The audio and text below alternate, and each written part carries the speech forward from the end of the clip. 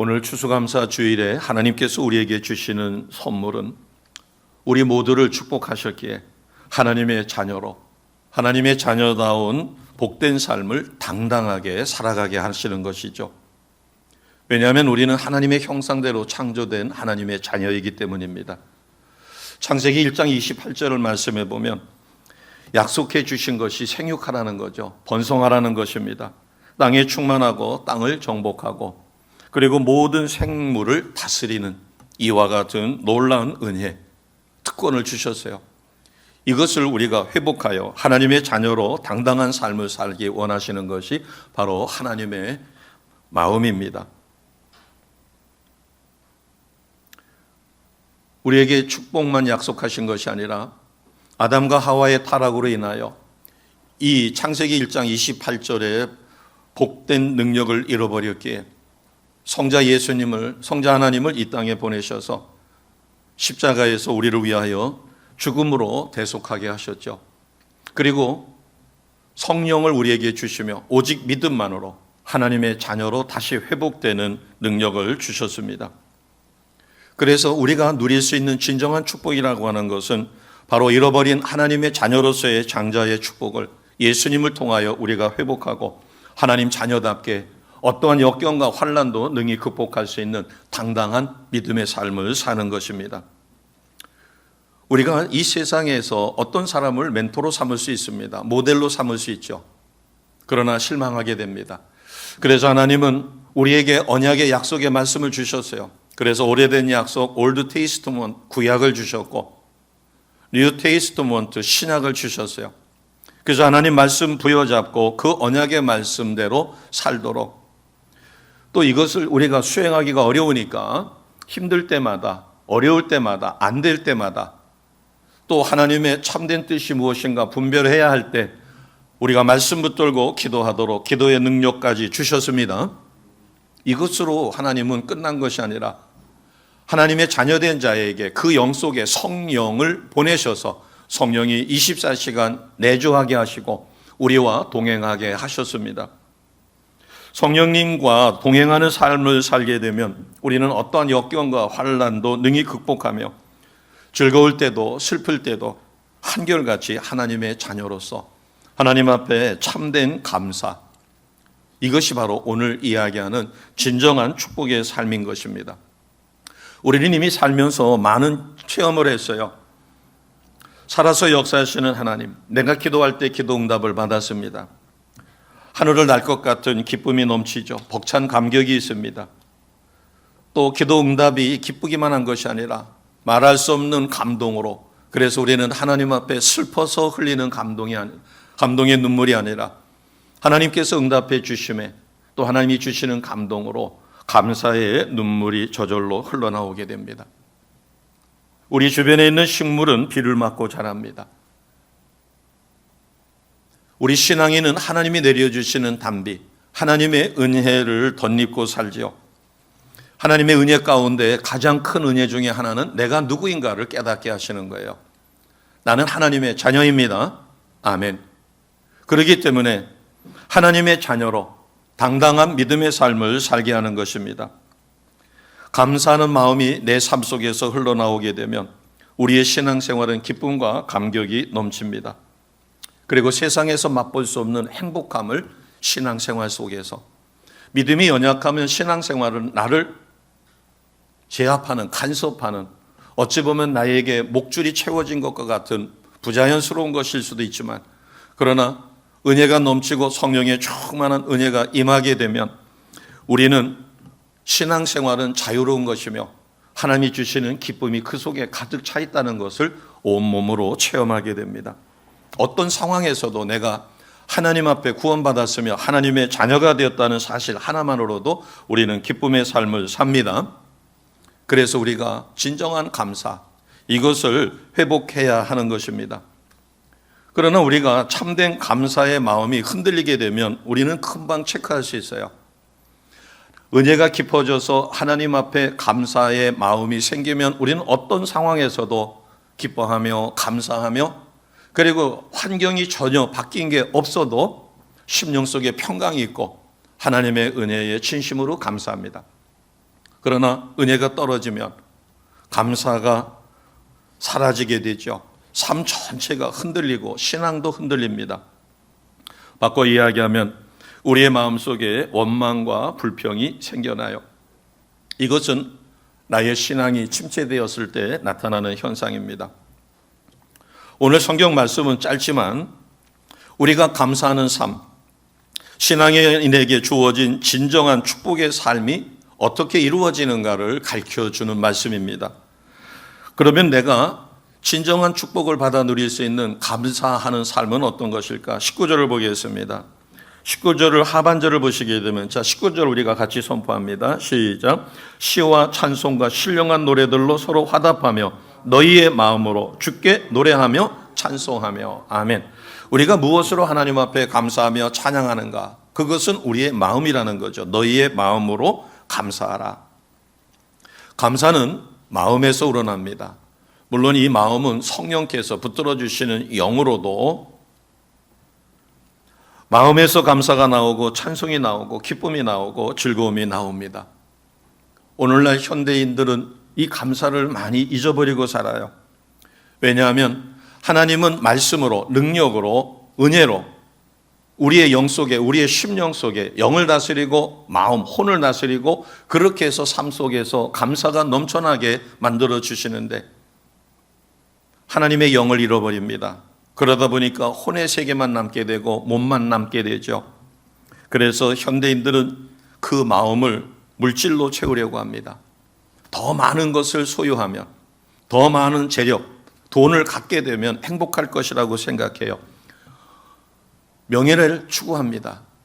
그래서 성공하기 위해서 안간힘을 쓰죠. 질보다는 양으로 채우려고 합니다. 그리고 내 것을 만들어야 직성이 풀려요. 지금은 그런 분들이 많지 않습니다. 그러나 옛날에는 산에 가서 예쁜 꽃이라든가 또는 분재감이 있으면 캐가지고 와서 산을 망가뜨립니다. 그러나 우리는 내 것으로 하지 않아도 있는 자연 그대로를 아름답게 즐길 수 있습니다. 지금 저희 교회 들어오는 입구에 보면 바깥에서 오른쪽으로 노란 국화가 만개를 했습니다. 내 집에 저거를 갖다 놓지 않아도 화분이니까 옮겨 놓을 수 있겠죠. 그러지 않아도 와서 예배실 들어오기 전에 아름답게 핀 것을 볼 수 있어요. 전에 저는 이 송촌동에 신방을 갔다가 그날따라 눈이 하얗게 내렸습니다. 그 송촌 아파트에서 밖을 내다보다가 깜짝 놀랐어요. 그 내려다봤었을 때 그 밑에가 동춘당 공원이 한눈에 들어오는데 하얀 눈이 덮인 동춘당 공원이 너무나 환상적인 거예요. 그래서 저도 모르게 와 그러면서 저 정원이 내 것은 아닐 것입니다. 그러나 이곳에 있는 분들이 저것을 내다보며 내 것, 네 것 따지지 않고 있는 그대로 바라보고 그래서 사시사철 변화에 따라서 봄에는 온갖 꽃들이 가을에는 낙엽 지는 모습이 겨울에는 이렇게 한방눈이 내려서 정말 멋진 풍경을 감상하며 1년 사시사철 변화 내 소유가 아니라도 우리는 그곳에서 내려다보면서 그 동춘당 공원의 아름다운 전경에 감탄할 수 있죠. 꼭 모든 것을 내 것으로 소유해야만 되는 것이 아니라 소유하지 않아도 우리는 함께 즐길 수 있는 것이 얼마든지 있다는 것입니다. 만약에 내가 소유해야만 된다. 그런다면 우리는 채워도 채워지지 않는 허전한 마음을 가질 수밖에 없죠. 마음은 감사로 채워져야만 참된 만족과 행복함이 주어집니다. 사람의 마음은 참으로 신비한 기관이기 때문에 이 마음이 건강하여 감사가 넘치게 되면 행복은 저절로 따라오게 됩니다. 어제 그저께죠. 12일 목요일 날 간증자가 김예랑 성도입니다. 이미 다니엘 기도회를 통해서 은혜를 받았기 때문에 제가 자세히 설명하지 않아도 받은 은혜를 다시 한번 반추해 보시기 바랍니다. 이 여성도님은 3대째 모태신앙이었어요. 그리고 성실하게 모범적인 신앙생활을 했습니다. 기도하면 늘 하나님께서 응답해 주셨고 그래서 항상 하나님은 좋은 것을 주시는 하나님으로 인식하고 살았죠. 결혼해서 첫째를 낳고 둘째를 낳습니다. 그리고 셋째를 낳아서 지금 출산을 했기 때문에 조리원에서 산후조리를 하고 있는데 갑자기 30개월 된 둘째 딸 여원이가 뇌전증으로 병원에 입원하게 됩니다. 분당에 있는 서울대병원에 입원하게 되죠. 이 뇌전증은 우리가 일명 간질이라고도 이야기합니다. 전에 제가 학교에 있었을 때 주변에서 간질하는 사람들을 저희는 어린 시절에 자주 봤어요. 그래서 간질이 낯설지는 않았습니다. 근데 수업하는데 한 학생이 옆으로 쿵 하고 떨어지더니, 그때 남녀공학반이었어요. 몸이 막 사시나무 떨듯이 떱니다. 꼭 영화의 한 장면, 전기 고문할 때 떠는 것처럼. 그리고 입에서는 허연 거품이 나와요. 눈동자는 벌써 허옇게 뒤집어졌고, 그리고 막 몸이 비비 꼬입니다. 여학생들은 겁이 나가지고 비명을 지르고 막 책상 위로 올라가고, 남학생들은 어쩔 줄은 몰라서 우왕좌왕하고 그러는데, 학생들을 진정하기 위해서 괜찮다. 선생님은 주변에 이런 환자들을 여러 봤기 때문에 잠시 안정을 취하면 일어날 것이다. 그래서 우선 호흡이 막히지 않게 목을 옆으로 틀어주고 입에 거품을 제거해주고, 그 다음에 편안한 자세로, 그리고 뭔가 덮을 것 좀 가져라 해가지고 몸을 따뜻하게 덮어줬습니다. 그리고 부탁을 했어요.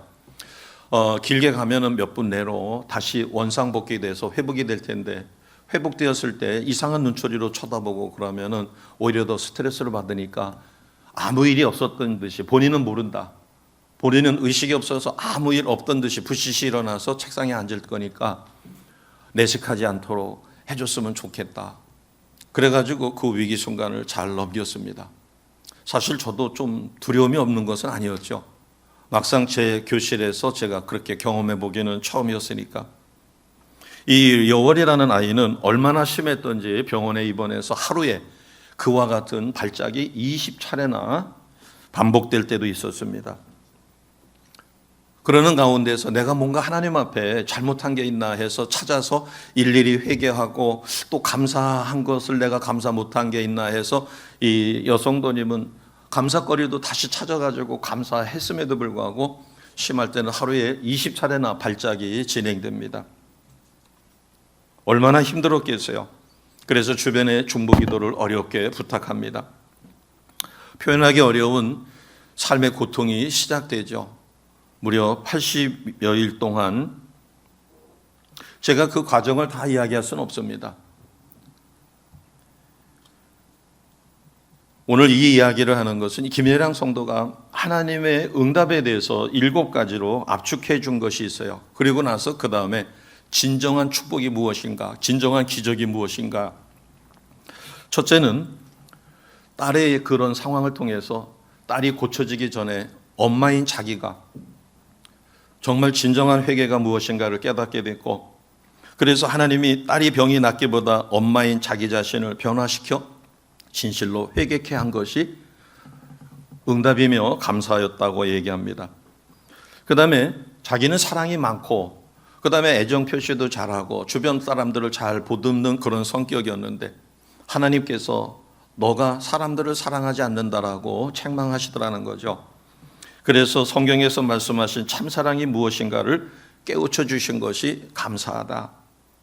그리고 기도가 자기 식구, 그 다음에 자기 주변에 있는, 그러면서도 그 병상에 같은 증세의 여러 환자들이 있었는데 다인실이니까 그들을 위해서 진심으로 기도하지 못한 것, 그래서 기도의 대상이 그 병상에 있는 다른 환자들에게 확장되었다는 것입니다. 그리고 감사할 수 없을 때 감사가 일어나며, 그러는 과정에서 하나님께서 극적으로 70일 만에 그 딸을 회복시켜서 약을 8가지에서 10가지 먹던 것을 3가지로 줄이고, 그러면서 병원에서는 퇴원해서 조심해도 되겠다 해가지고 드디어 70일 만에 퇴원을 합니다. 근데 작년 12월이죠. 코로나가 발병하기 직전에 또 여원이가 쓰러집니다. 똑같은 악몽이 계속 반복되고 심할 때는 막 20차례 발작이 일어납니다. 너무나 힘들어서 누군가가 주변에서 힌트를 줘가지고 릴레이 금식 기도방을 만들었더니 40여 명이 참석을 해줬어요. 한 끼 금식하며 릴레이로 기도하는 것이죠. 그리고 하나님께서 상처 준 사람, 자기에게 상처 준 사람까지도 진심으로 용서하도록, 그래서 어렵지만 하나님 명령이기에 자기에게 상처 준 사람까지 용서하고 처음에는 안 됐지만 지속해서 용서하려고 했었을 때 드디어 용서가 됐고 그러다 보니까 하나님이 다시 한번 기적을 일으켜서 태어나게 됩니다. 그래서 걷고 뛰는 모습을 동영상으로 우리가 봤죠.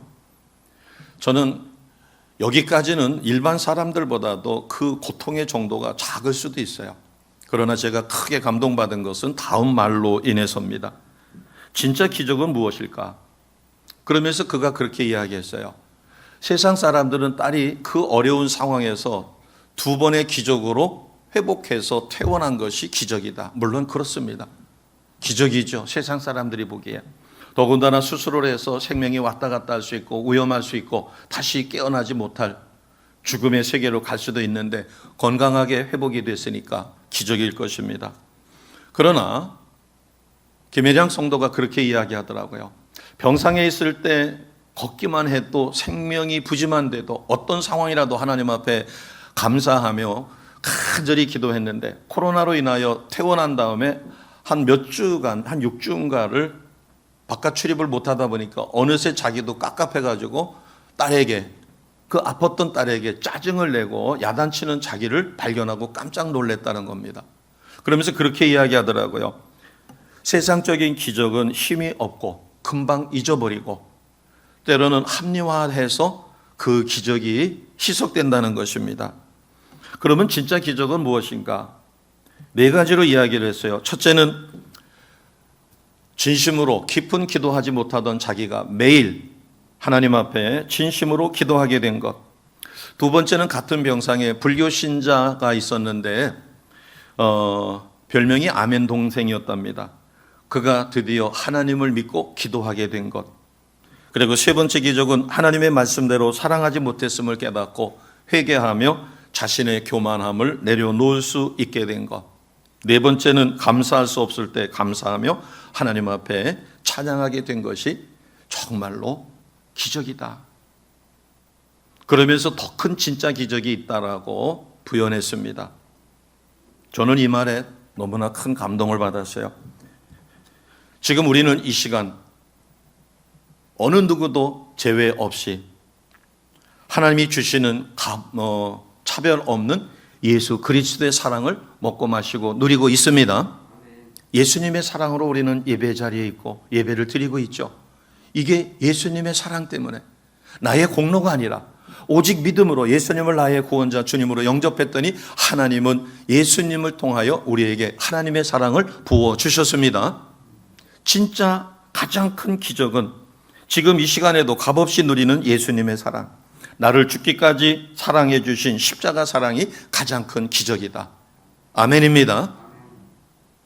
저는 이 성도의 이 고백을 듣고 와, 목사님도 아니고 직분자도 아닌 성도님이 저렇게 가냘퍼 보이는 야리야리한 저 성도님이 어떻게 저렇게 깊은 신앙의 단계에서 가장 큰 기적, 몇 가지 기적을 열거했지만 그것보다 더 큰 기적이 예수님의 사랑, 십자가 사랑이 가장 큰 기적이라는 이 말에 저는 참으로 너무너무 큰 은혜를 얻었습니다.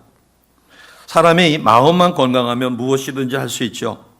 하나님의 사람이 건강하게 세상을 살 수 있는 것은 하나님이 나의 마음에 주신 감사가 가득하기 때문입니다.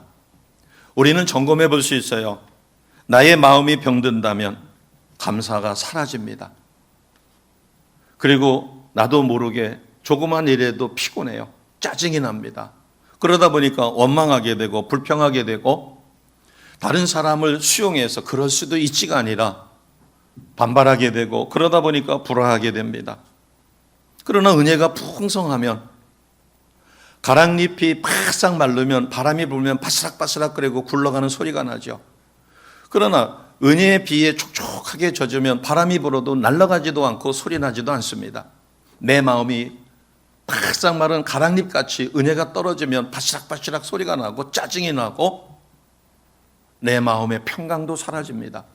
당연히 기쁨도 사라지겠죠. 그러나 은혜에 촉촉히 젖어들면 어떠한 상황에도 그럴 수 있지. 사람이니까.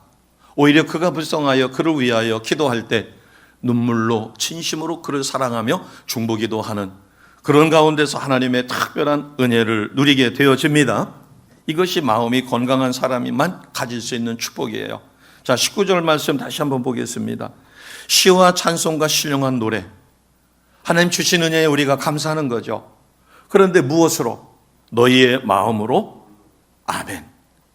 우리의 마음으로 오늘 감사절에 진정한 감사로 하나님 앞에 감사하시기를 주님의 이름으로 축복합니다. 이것이 첫 번째 주는 비결이에요. 두 번째는 20절에 있습니다. 뭐에 감사할까요? 범사에. 범사에 감사라는 것이죠. 범사는 원어로 페리판다입니다. 모든 경우에요. 기쁜 일이 있었을 때만 감사하고 감사한 일이 있을 때만 감사하는 것이 아니라 슬플 때나 기쁠 때나 언제든지 감사할 수 있는 것이에요. 세상 사람들은 사업이 잘 되거나 승진을 합격을 이런 감사를 하는데 이것은 보편적인 감사요, 일반적인 감사입니다. 물론 이것도 중요한 감사가 되겠죠. 그러나 이보다 더 성숙한 감사가 있습니다. 고난을 통해서 깨닫게 된 감사죠. 조금 전에 제가 말씀드린 김혜량 성도, 딸 여원이를 통해서 지금까지 자기에게 좋은 것만 주시던 하나님이 아니라 낯선 하나님. 그래서 그는 물어봅니다. 하나님, 왜 제게 이런 일이? 그러나 그 연단과 고난 가운데서 기도가 회복되고 진정한 사랑이 회복되고 그 다음에 자기는 모든 것을 다 회개했다. 왜냐하면 초등부, 중등부, 고등부 다니면서 수련회 때 얼마나 많은 회개에 그 일을 했겠어요. 또 철저하게 적어서 불에 태워 회개도 시켰을 테고 그래서 자기는 회개할 게 더 없다라고 생각했는데 정말 진정한 회개가 이루어지지 못한 것, 고난을 통해서 오히려 깨달은 감사를 하게 되었습니다. 이것은 참으로 뼈아픈 감사죠. 그러나 이것은 높은 차원의 감사입니다. 우리의 신앙을 더욱 높은 단계로 성화시키는 감사예요. 우리가 잘 아는 바울과 실라, 사도행전 16장 16절에서 32절에 보면 오직 복음을 전하다가 귀신 들린 여자아이를 꾸짖었더니 귀신이 도망갔어요. 그러나 그 소녀를 통해서 돈벌이 하던 사람들이 모함을 해가지고 로마 집정관에게 끌려갑니다. 릭토르라고 하는 관원을 수행하는 보좌관에 의해서 심한 매질을 당해요. 그때 때리는 그 채찍 끝에는 날카로운 편자가 달려 있습니다. 우리 시대에는 그런 것은 쓸 수가 없죠. 그러나 이 로마라든가 그때 중세 당시에는 채찍 끝에다가 요즘으로 이야기하면은 면도칼 같은 거를 1mm 정도 이렇게 그 끝에다가 달아놓으면 또는 나무로다가 갈고리 비슷한 걸 만들어서 때리게 되면 살점이 묻어나서 살점이 뜯어져요. 엄청난 고통을 주는 거죠. 이렇게 채찍에 맞고 그 매질 후에 지하 동굴 감옥에 갇히게 됩니다. 고린도후서 11장 25절에 보면 그 3번 맞은 태장 중에 하나일 것이에요. 지하 토굴 감옥에 갇혔습니다. 발에는 착고를 채워가지고 착고가 수갑처럼만 된 게 아니라 다리를 벌려놓고 그 다리를 벌려서 거기다가 채웁니다. 꼼짝달싹 못하도록 손에도 채워놓죠. 그런데 자세가 불안하니까 쥐가 납니다. 쥐가 나면 점점 가슴 쪽으로 통증이 말 못하게 밀려온다고 그럽니다. 그럼에도 불구하고 성령께서 주신 감동으로 한밤중에 일어나 찬송하며 하나님 앞에 감사했었을 때 큰 지진이 일어납니다. 그러더니 누가 열어준 것이 아닌데 감옥문이 열립니다. 다른 죄수들에게도 착고가 풀리고 감옥문이 열리니까 다른 죄수들은 다 도망쳤어요. 물론 바울과 실라에게도 착고가 풀어지고 손에 채웠던 것도 풀어졌습니다. 그리고 감옥문도 활짝 열렸어요. 물론 도망칠 수 있습니다. 그런데 하나님께서 까닭없이 매맞게 하고 이렇게 감옥에 가두실 일이 없는데 도대체 무슨 일 때문에 이렇게 하셨는가를 생각하고 있을 때 간수가 들어와서 죄수들이 도망친 것을 보고 자기에게 닥칠 그 어려움을 생각하여 자결하려고 합니다. 그럴 때 그를 만류하고 그러자 그 간수가 바울과 실라가 감옥에서도 찬양하며 감사하며 그의 표정을 봤었을 때 천사의 모습이죠. 심지어는 다들 도망가는데 도망가지도 않고 자기가 자살하려 했을 때 그것을 만류하는 그를 보고 그가 믿는 하나님을 믿게 됩니다. 그래서 그 가족 전체가 구원을 받는 기적이 일어나게 되죠. 바울과 실라가 드린 찬양은 평온할 때, 기쁨이 넘칠 때 행복해서 드린 것이 아니라 지하 감옥에서 매맞은 등짜기가 얼마나 아팠겠어요. 그 다음에 착고로 쥐가 나는 그 고통 속에 성령께서 주시는 감동으로 우리는 바울과 신라가 드린 찬양처럼 맨정신으로 우리는 어렵지만 바울과 신라에게 임했던 성령 하나님이 우리에게 임하시면 우리도 어떠한 역경과 환난을 극복하며 진실로 감사와 찬양이 터져 나오게 됩니다. 이것이 바로 범사의 감사라는 것이에요. 자, 20절 우리가 같이 선포하겠습니다. 20절 시작. 범사에 우리 주 예수 그리스도의 이름으로 항상 아버지 하나님께 감사하며. 아멘. 자, 그러면 우리가 진정한 축복을 누릴 수 있는 환경과 고난을 초월하는 감사는 어떤 것에서 얻어질까? 세 번째는 21절에 있습니다. 자, 21절 같이 선포합니다. 시작. 그리스도를 경외함으로 피차 복종하라. 아멘. 무엇함으로 복종하라고요? 그리스도를 경외함으로. 여기서 복종하라고 하는 것은 우리가 생각하는 일반 개념의 복종의 개념보다 그리스도를 사랑하고 존경하기 때문에 내가 원수도 사랑하고 품어줄 수 없는 사람도 품어주는 그 말씀에 순종하는 삶을 살게 되는 것이에요. 이것을 여기에서는 복종하라 이렇게 해놨습니다. 스데반 집사님은 모범이 되는 신앙생활을 했죠. 그러나 복음을 전했다고 유대인들에게 잡혀가지고 돌 맞아 죽습니다. 믿음이 좋았어요. 전도에 열심하던 모범 성도입니다. 그런데도 오해를 받아가지고 하나님을 대적하는 자라고 해서 돌로 때려서 그 자리에서 순교를 합니다. 우리가 세상을 살다 보면 저분은 좀 더 오래 살아도 좋은데 저 사람은 너무너무 악해서 하나님이 저 사람은 좀 데려갔으면 하는 마음이 있지만 차마 입 밖에 내지 못하는 경우가 있죠. 그런데 저 사람은 너무 아까워. 어떻게 저런 나이에 저렇게 훌륭한 분이. 저는 제가 좋아하고 존경하던 어느 목사님이 큰 일을 감당하시다가 소천하셨을 때 너무 마음이 아프더라고요. 하나님 조금만 더. 만약에 지금 그분이 살아 계셨더라면 한국 사회는 달라졌을 것이에요. 교계가 이렇게 분열되는 상황까지 안 갈 수도 있지 않을까. 또 한편으로는 이 험난한 세상을 보지 않고 가장 아름다울 때 하나님이 그를 불러주신 것도 감사합니다. 어떨 때 우리는 정말 하나님의 뜻이 어디에 있는가를 분별하기가 쉽지 않을 때가 있어요. 스데반을 가까이 봤던 믿음의 동역자들이 얼마나 마음이 안타까웠겠어요. 사도 바울의 삶을 보면 최고의 전도자입니다. 그가 사용했던 수건만 가져가도 병이 낫고 귀신이 도망가요. 그런데 아이러니컬하게 바울은 평생 육체의 질병을 가지고 있었어요. 심한 안질이 있었습니다. 아까 김혜량 성도의 딸내미처럼 말씀 전하다가 갑자기 쓰러지면 막 거품을 내뿜고 온몸이 뒤틀어지는 간질기가 있었다고 그래요. 물론 성경에는 간질이라고 표현되지는 않습니다. 신앙생활하다 보면 우리는 이해되지 않을 때 그럼에도 불구하고 하나님 말씀이기 때문에 우리는 사랑하고 순종하며 하나님께 감사하게 되어집니다. 적절한 예는 아닐 것입니다. 그러나 비슷하기에 저는 어떤 스타가 제가 좋아하는 탤런트라든가 배우라든가 존경하는 사람이 광고에 나와도 그 광고가 저의 마음을 흔들지는 않더라고요. 저는 그냥 필요하면 필요한 대로 씁니다. 광고의 효과에 대해서 저렇게 비싼 돈을 들이고 저런 스타들을 해서 광고를 할 이유가 있을까? 저 같으면은 광고 회사가 손해겠죠. 그런데 세상은 안 그런 모양입니다. 이 스타를 광고에 썼었을 때 그 파급 효과가 어마어마해서 막 2배, 3배로다가 소비가 늘어나기도 하고 그래서 광고 효과가 크다고 그래요. 저는 그것을 좀 달리게 볼 수가 있었던 것이 이름을 이야기해도 괜찮을 것 같습니다. 우리가 알기로는 트로트 가수로 진으로 해서 임영웅이라고 하는 가수가 우리에게 큰 기쁨을 줬습니다. 저는 어느 날 우연히 그 사람의 노래를 듣고서 트로트를 이렇게 고급지게 부르나?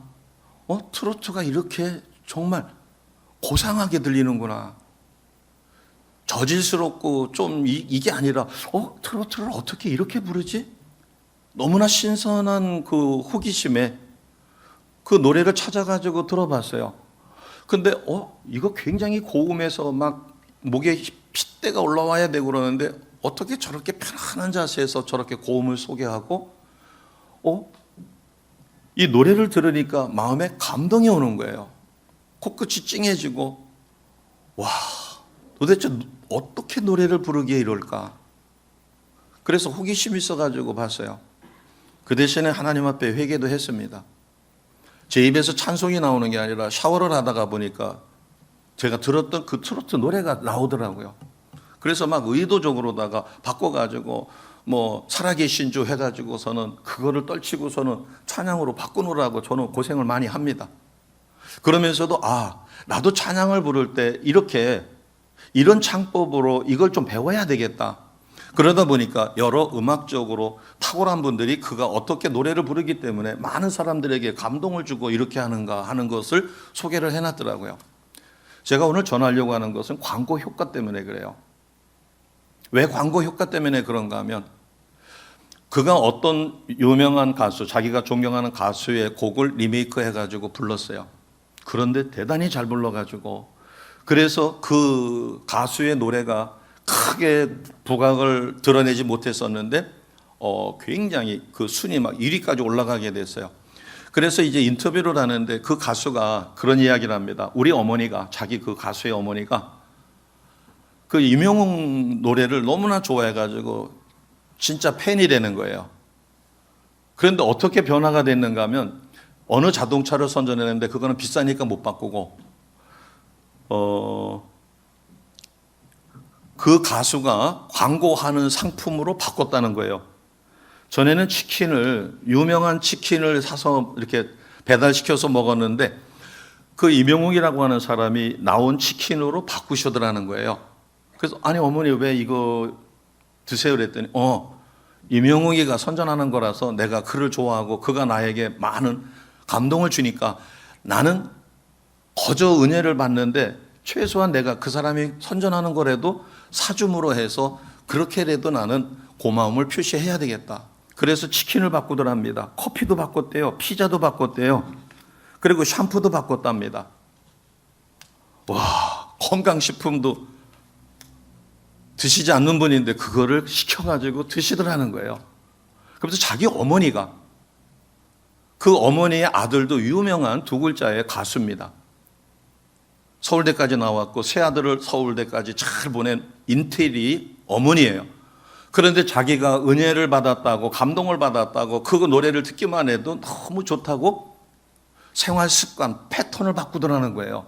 치킨, 커피, 피자, 샴푸, 건강식품, 심지어는 임플란트를 하면 그가 선전하는 그 임플란트를 하겠다고 얘기를 하시더라는 거예요. 저는 그 가수가 제가 좀 좋아하는 가수입니다. 두 글자인데 굉장히 이렇게 개념 있고 또 노래도 지적으로 잘 부르는데 그가 그런 이야기를 하는데 저게 바로 광고 효과구나. 가수를 좋아하니까 그 가수가 선전하는 그 선전 광고품을 사서라도 그 가수를 돕고 싶은 마음이 생기는 거예요. 우리가 하나님의 뜻을 이해를 못해도 그 가수가 사생활이 어떻든 이런 것보다도 자기가 은혜를 받으니까 그것만으로도 그가 선전하는 선전 광고에 그것을 구매해 주겠다. 우리는 때로는 이해되지 않는 일이 하나님으로부터 발생할 수 있어요. 사실은 하나님에서부터 발생하는 게 아니라 나에게서 발생하죠. 저분은 너무나 아까운데 아직 소천하실 나이가 아닌데 그럼에도 불구하고 우리는 하나님은 신실하신 하나님을 믿습니다. 그렇기 때문에 하나님을 존경하고 사랑하고 하나님의 말씀에 순종하는 것이에요. 저는 장로님에게 감사드립니다. 어려운 일을 지난주에 겪으셨죠. 그래서 박 목사님한테 한번 의사를 타진해보라. 추수감사절이기 때문에 장로님이 기도 순서가 됐는데 감당하실 수 있을런지 만약에 힘드시면은 교체를 해드리는 것이 옳을 것 같다 그랬더니 감당하시겠다라고 해서 제가 기도를 많이 했습니다. 하나님 고맙습니다. 슬픔을 극복하고 회중 기도가 추수감사절에 예정되어 있었는데 그 기도를 감당하시겠다고 하니까 하나님 특별히 위로하여 주옵소서, 성령으로 기름 부어 주옵소서. 어제도 계속해서 기도했습니다. 그리스도를 경외함으로 얻어지는 감사, 환경이나 조건을 초월하는 감사입니다. 세상에서도 자기가 좋아하는 가수가 그 사람의 진정한 팬이라니까 자기의 생각을 바꿔서 삶의 패턴을 바꿔서 지금까지 즐겨 먹던 피자가 아니라 치킨이 아니라 그가 선전하는 치킨과 피자와 생활 필수품으로 바꾸는 그 모습을 보고 와, 그래, 우리가 하나님을 사랑하기 때문에 하나님의 뜻이 무엇인지 모르지만 하나님을 사랑하고 존경하고 경외하기 때문에 하나님의 뜻일 거야 라고 믿고 그것이 이루어질 때까지 우리는 참고 인내하며 주님이 주시는 심령의 기쁨으로 하나님을 찬양합니다. 데살로니가전서 5장 16, 18절에 보면 항상 기뻐하라고 그러죠. 쉬지 말고 기도하라고. 그리고 범사에 감사하라. 어떻게 그럴 수 있어요? 그리스도를 경외함으로. 자, 21절을 다시 보겠습니다. 어떻게 피차 복종하며 사랑하며 감사할 수 있을까? 그리스도를 경외함으로. 같이 해봅니다. 그리스도를 경외함으로. 우리가 진실한 축복, 참된 축복을 누릴 수 있는 비결은 진정한 감사입니다. 어떻게? 첫째는 우리의 마음을 다해서, 두 번째는 범사에 어떤 일에도, 세 번째는 그리스도를 경외함으로 우리는 감사하게 되어집니다. 이렇게 될 때 하나님께서는 우리에게 놀라운 일을 이루어 주시는 것이에요. 감사는 믿음의 성숙도에 따라서 점점 커집니다. 내 믿음이 커지면 커질수록 우리는 삶에서 감사하는 분량이 훨씬 늘어나게 되죠. 저는 이번 다니엘 기도회를 통해서 매일매일 사모하며 전에 비해서 강사의 그 사회적인 명망을 봤을 때는 퀄리티가 좀 떨어지는 것 같은 느낌을 받았어요. 그러다가 회개했습니다. 하나님, 제가 사회적인 명망으로 강사들을 판단하고 있는 이 오만을 용서해 주세요 하고, 그런데 참으로 작년에도 재작년에도 은혜를 많이 받았지만 금년에도 매번 강사들마다 주는 메시지가 참으로 크고 감사합니다.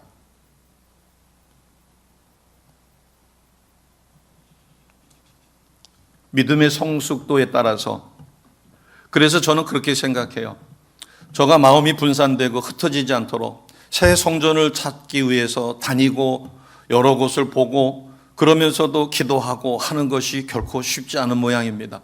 그러니까 매 저녁마다 하나님께서 주시는, 그래서 저는 한 달에 하루에 40장씩 성경을 읽으면 한 달에 성경을 완독할 수 있어요.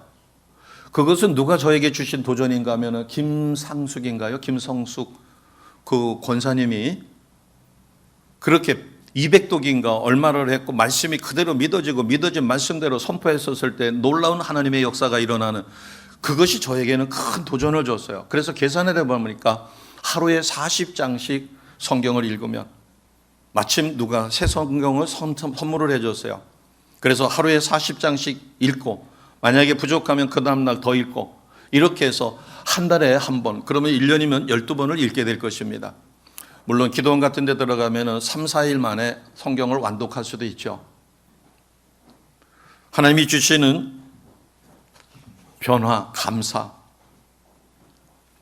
지금 감사함을 누리지 못하는 이 시대에 감사함을 누리는 이와 같은 은혜의 삶은 우리가 참된 축복을 누리도록 하나님이 주시는 놀라운 은혜입니다. 비록 예배실로 달려와서 함께 다니엘 기도에 참여하실 수 없다면 스마트폰이 있으면 스마트폰으로 다니엘 기도라고 치고서는 거기에 들어가면 실시간으로 참여하실 수 있습니다. 또 지난 것도 보실 수가 있어요. 어떻든 간에 하나님은 우리에게 은혜를 주시기 위하여 놀라운 것들을 예비해 놓고 계십니다. 반드시 우리가 그것을 맛보려고 노력할 때, 참여하거나 듣거나 보거나 또 하나님 앞에 기도할 때, 참된 축복은 일상의 삶 속에서 진실된 감사, 마음 깊은 곳에서 우러나오는 감사하는 삶입니다. 오늘 제목처럼 진정한 축복, 환경과 고난을 초월하는 감사의 삶으로 행복한 성도 되시기를 주님의 이름으로 축복합니다.